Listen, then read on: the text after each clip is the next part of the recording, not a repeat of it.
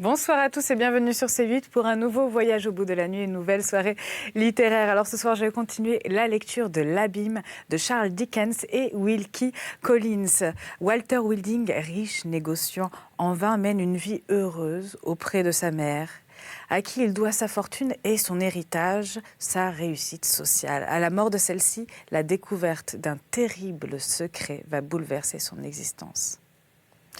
Il n'est pas son vrai fils. Rongé par la culpabilité d'avoir usurpé l'identité et l'héritage d'un autre, Walter décide de se lancer à la recherche de ce mystérieux double. Mais qui est donc le vrai Walter Wilding? Nous allons donc continuer la lecture de ce livre. J'espère que vous allez passer un bon moment et n'hésitez pas à réagir sur les réseaux sociaux #VBN ainsi que sur notre page Facebook Voyage au bout de la nuit.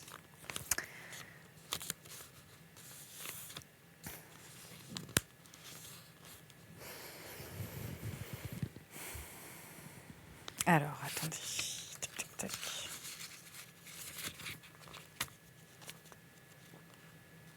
Voilà. Vandal se décide.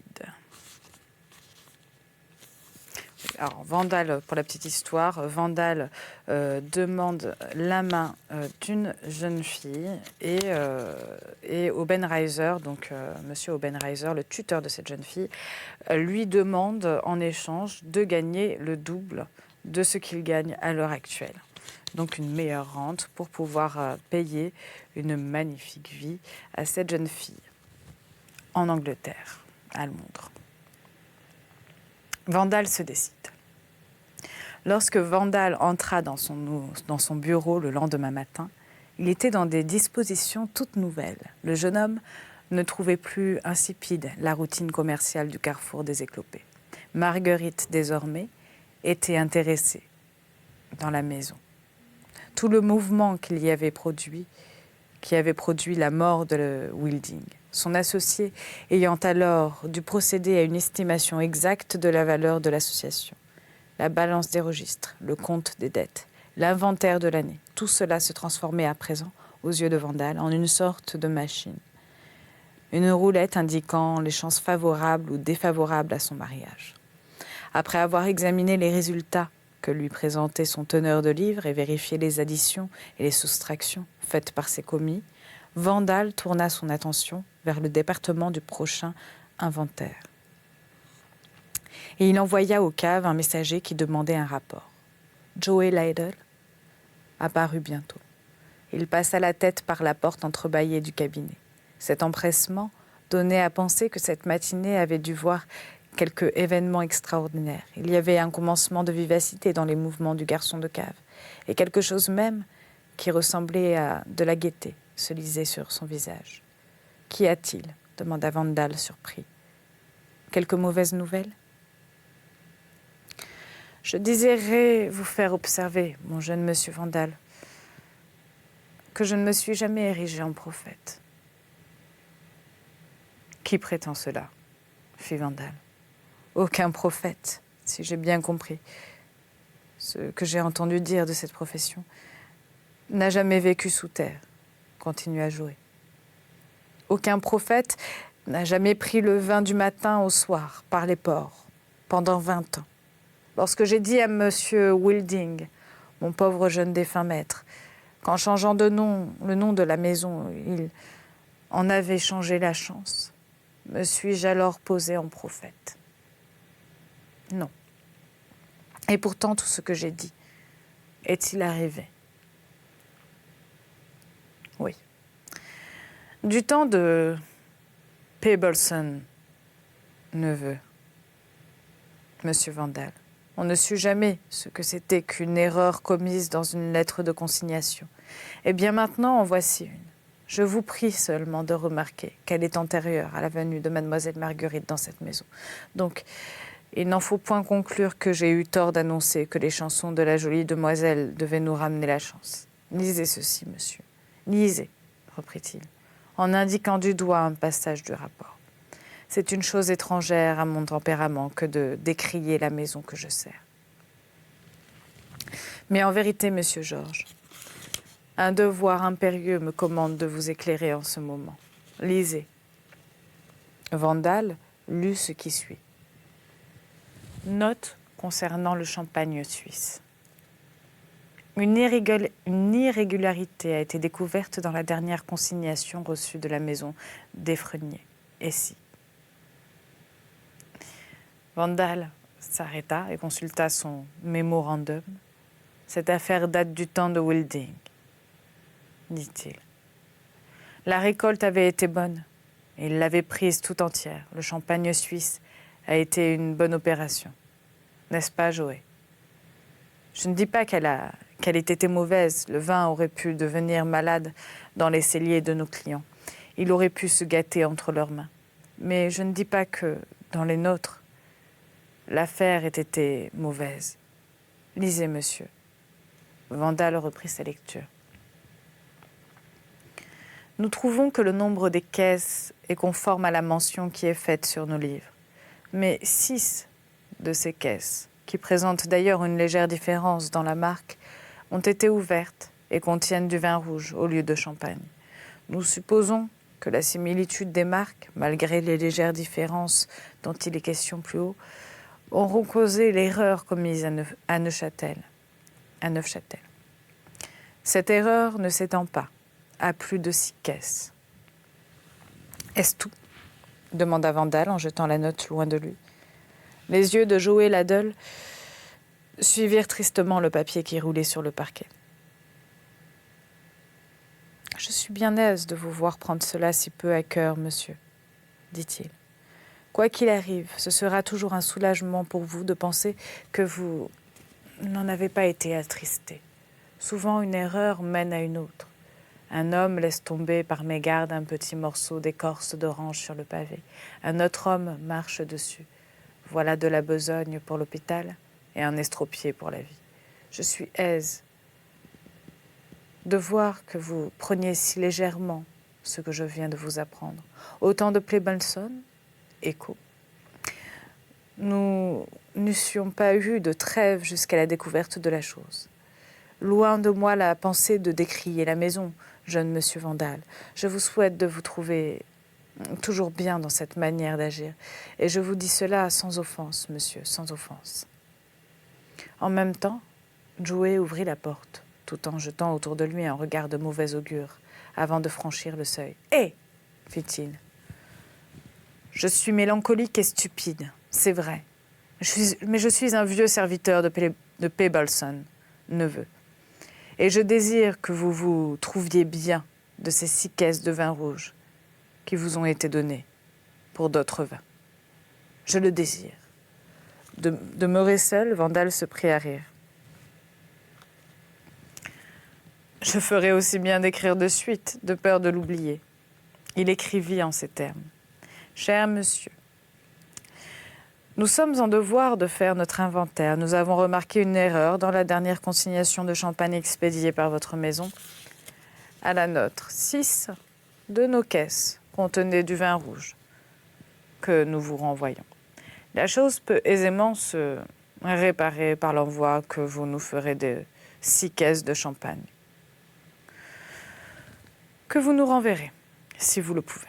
Sinon, vous nous créditerez de la valeur de ces caisses sur la somme de 500 livres, récemment payée à vous par notre maison. Vos dévoués serviteurs, Wilding & Co. » Cette lettre expédiée, ce sujet s'effaça rapidement de l'esprit de Vandal. Il avait à penser à d'autres choses plus intéressantes, sans doute, le même jour. Il fit à Obenreiser la visite que celui-ci attendait. Il fut entendu que plusieurs soirées seraient réservées, chaque semaine, à ses entrevues avec Marguerite, toujours en présence d'un tiers. Sur ce point, Obenreiser insista poliment, mais avec un entêtement inflexible. La seule concession qu'il fit à Vandal fut de lui laisser le choix de cette tierce personne. Et confiant dans l'expérience acquise, le jeune homme choisit sans hésitation l'excellente femme qui raccommodait les bas d'Obenreiser en dormant. En apprenant la responsabilité qui allait peser sur elle, Madame Dor se montra fort agitée. Elle attendit que les gens d'Obenreiser l'eussent quitté et regarda Vandal avec un clignement sournois de ses grosses paupières. et puis on se sépara. Le temps passé, les heureuses soirées auprès de Marguerite s'écoulaient trop rapidement. 10 jours après qu'il avait écrit à la maison de Suisse, Vandal, un matin, trouva la réponse de son pupitre, sur son pupitre, avec les autres lettres apportées par le courrier. Chers messieurs, nous vous présentons nos excuses pour la petite erreur dont vous vous plaignez. En même temps, nous regrettons d'ajouter que les recherches dont cette erreur a été la cause nous ont amenés à une découverte inattendue, car c'est une affaire des plus graves pour vous et pour nous. N'ayant plus de champagne de la dernière récolte, nous prîmes des arrangements pour créditer votre maison de la valeur des 10 caisses que vous savez. Alors, et pour obéir à certaines formes que nous avons l'habitude d'observer, nous nous sommes renseignés aussi, bien sûr, les livres de notre banquier que sur les nôtres. Et nous avons été surpris d'acquérir la certitude qu'aucun paiement en argent de la nature de celui dont vous nous parlez ne peut être arrivé en notre maison. Nous sommes également persuadés qu'aucun versement à notre compte n'a été fait à la banque.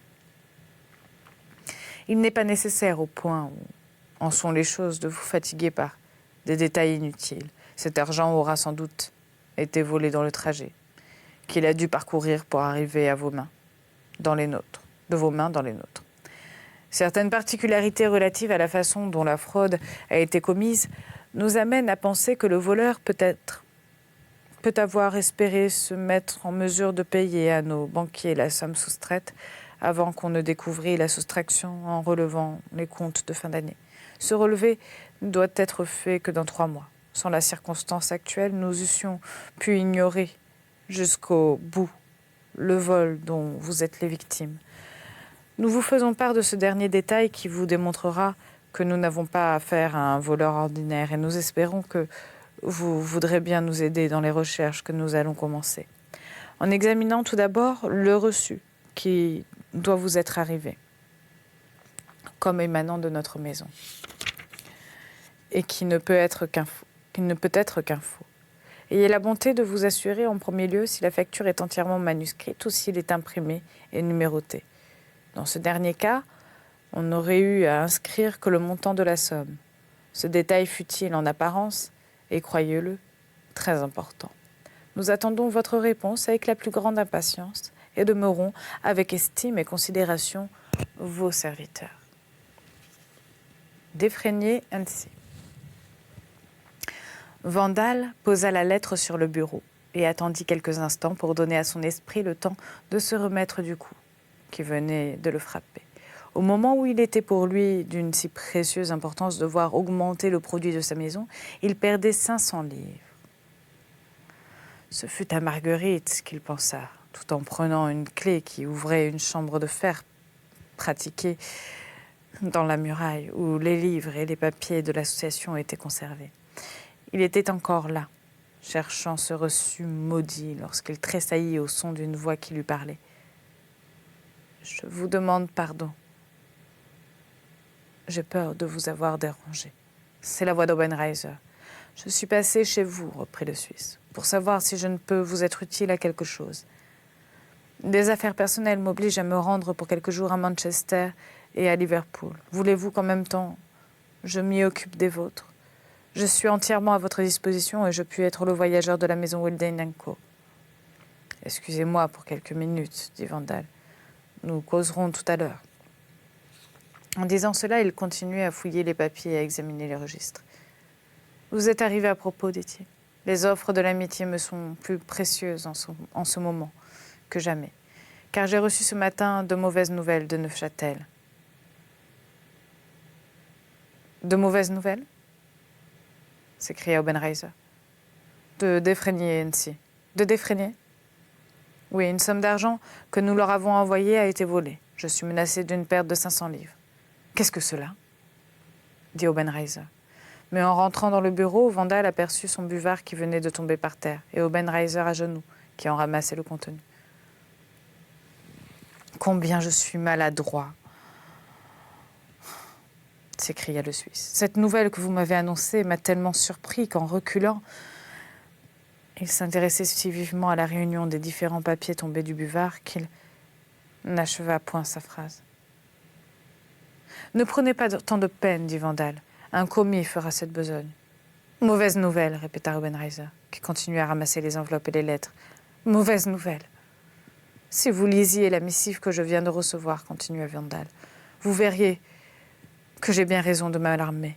Tenez, elle est là, ouverte sur mon pupitre. Quant à lui, il continua ses recherches. Une minute après, il trouvait le faux reçu. C'était bien le modèle imprimé, numéroté qu'indiquait la maison suisse. Vandal prit note du numéro et de la date. Après avoir classé le reçu et fermé la chambre de fer, il eut le loisir de remarquer Obenreizer qui lisait la lettre de Defrenier, à l'autre bout de la chambre, dans l'enfoncement de la croisée.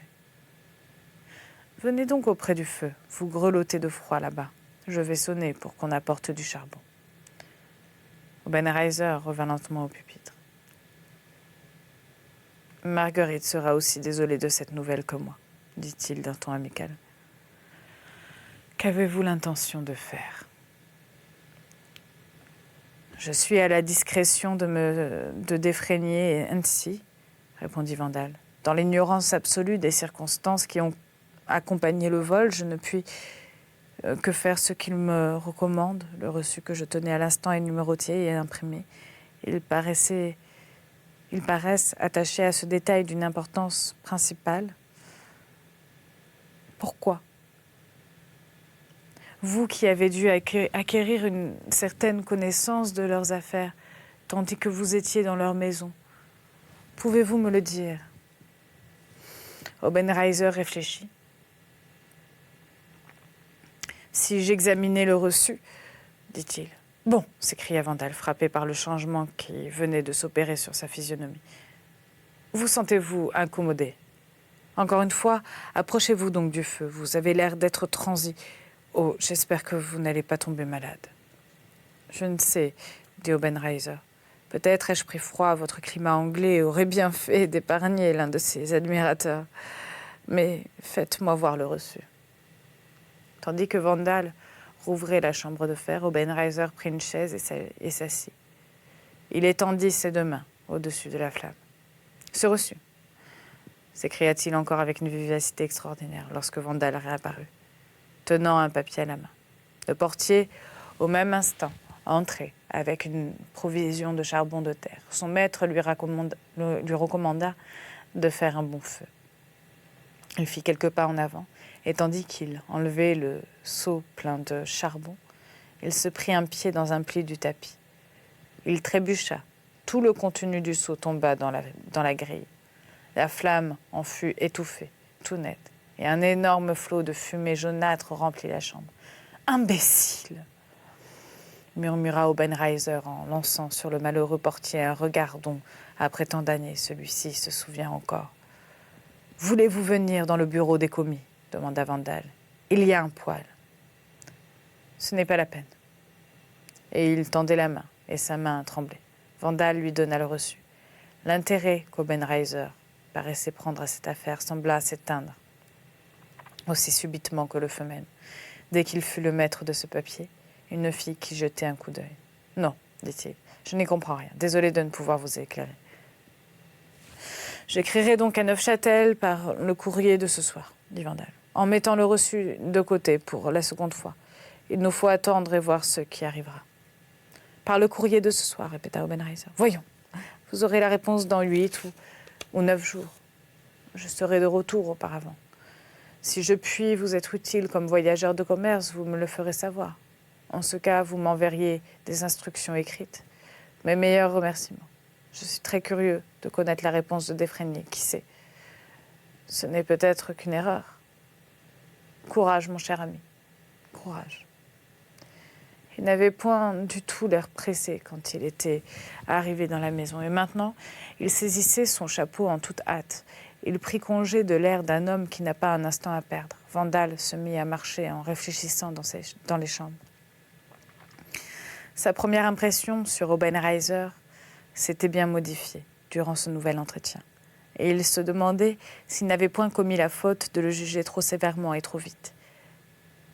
c'est qu'en vérité, la surprise et les regrets du Suisse, en apprenant la fâcheuse nouvelle que la maison Holding Eco venait de recevoir, avaient un grand caractère de franchise. On voyait bien que ces regrets étaient honnêtement sentis et l'expression qu'Obenreiser leur avait donnée était bien loin de la simple et banale politesse d'usage.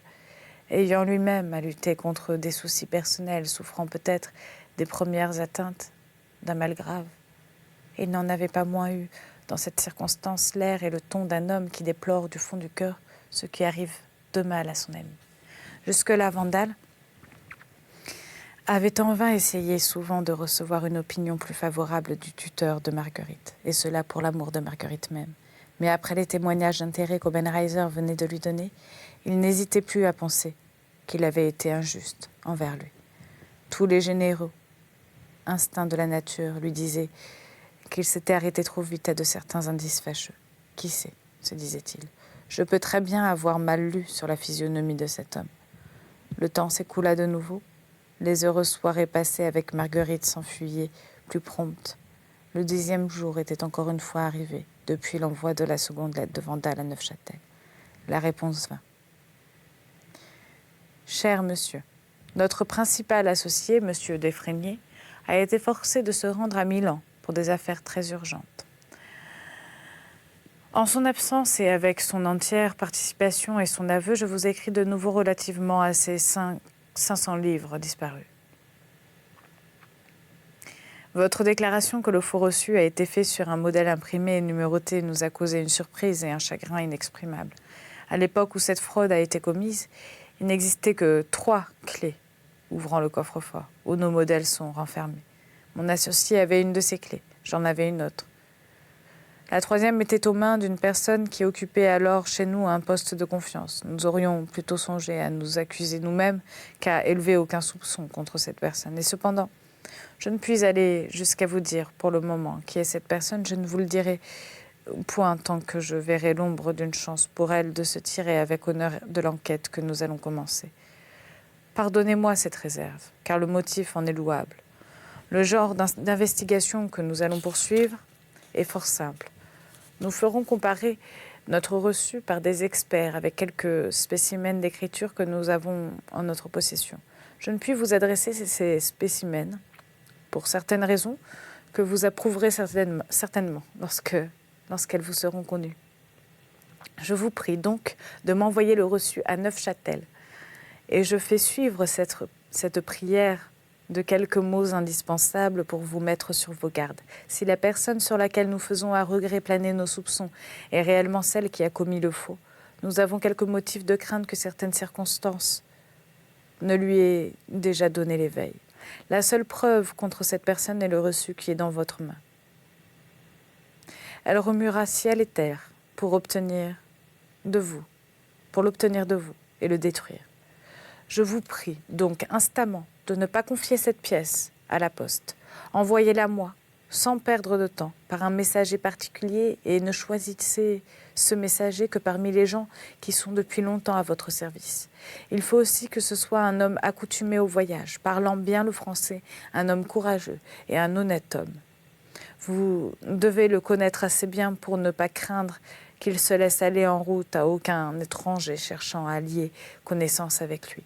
Ne dites qu'à lui seul, la nature de cette affaire et la tournure qu'elle va prendre. Je vous engage à suivre l'interprétation littérale de tous ces avis que je vous donne, convaincu que l'arrivée à bon port du faux reçu en dépend. Je n'ai plus à ajouter qu'une chose, c'est que votre promptitude à agir est de la plus haute importance. Il nous manque plusieurs de nos modèles de reçus et nous ne pouvons prévoir quelles fraudes seront commises si nous ne mettons la main sur le voleur. Votre dévoué serviteur pour Defrenier ainsi, Rollin. Voilà, c'est ainsi que se termine donc ma lecture de l'abîme de Charles Dickens pour cette fois-ci. Je vous retrouve bientôt pour une nouvelle lecture. Je vous souhaite à tous une très agréable soirée.